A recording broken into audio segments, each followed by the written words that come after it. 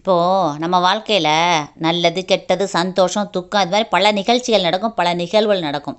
இதை எல்லாத்தையும் யார்ட்டையாவது ஷேர் பண்ணால் நல்லாயிருக்கும் போல் தோணும். ஒவ்வொரு நேரம் மனசு சொல்லும், யார்ட்டையாவது சொல்லி ஷேர் பண்ணிக்குவோமா அப்படின்னு.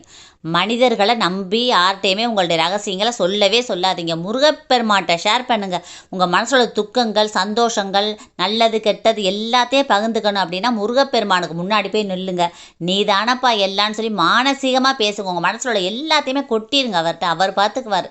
அவர் இருக்கார். உங்கள் கையை பிடிச்சி கூட்டி போய் உங்களை மிகப்பெரிய கோபுரம் வச்சு கொண்டு போய் நிறுத்துறது அவர் கடமை. அதனால் சந்தோஷமாக இருந்தாலும் முருகப்பெருமானை சரணடைங்க, துக்கமாக இருக்கும்பொழுது முருகப்பெருமான்ட்டே சரணாகதி அடைங்க. அதனால் உங்கள் வாழ்க்கையை அவன்கிட்ட ஒப்படைச்சிருங்க. அவன் பார்த்துக்குவான். உங்கள் வாழ்க்கை நல்ல நிலைமையில் மிகப்பெரிய செல்வாக்கோட மிகப்பெரிய கோபுர உச்சிக்கு உங்கள் வாழ்க்கை வந்து போயிடும். உங்கள் வாழ்க்கையை அவன் கூட்டிகிட்டு போயிடுவான்.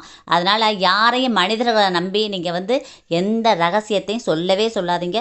தெய்வத்தை நம்புங்க, அதுவும் முருகனை நம்புங்க. முருகனை நம்பினவங்களை யாரும் எந்த சூழ்நிலையிலும் முருகப்பெருமான் கைவிட்டதே கிடையாது. அவனை நம்பிட்டோன்னு வச்சுக்கோங்களேன், உங்கள் வாழ்க்கை மிகப்பெரிய வெற்றி தான். எப்போதுமே நல்லா இருப்பீங்க. இந்த பதிவை எல்லாருக்கும் ஷேர் பண்ணுங்கள், கமெண்ட் பண்ணுங்கள். எல்லாருமே நல்லா இருக்கணும் ஃப்ரெண்ட்ஸ். Thank you friends. வாழ்க வளமுடன். தேங்க்யூ.